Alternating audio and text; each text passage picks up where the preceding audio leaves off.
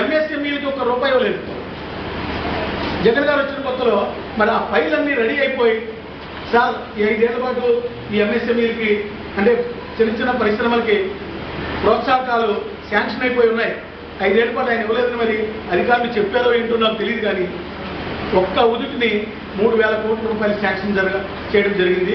దాంట్లో నాకు ₹53 లక్షల నా పరిశ్రమ కూడా నేను అప్పుడు పెట్టిన 3వ సంవత్సరం వెంటనే వచ్చాను.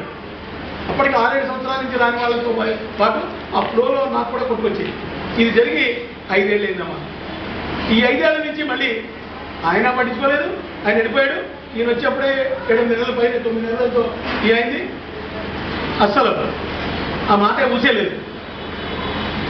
మార్కెట్ వీటికి చెప్పడం మాత్రం పరిశ్రమలకి మేము ముందుంటాం. నెంబర్ 1 డూయింగ్ ఆఫ్ బిజినెస్లో నెంబర్ 1. ఏం నెంబర్ 1? దేనికి ఎక్కడ నెంబర్ 1?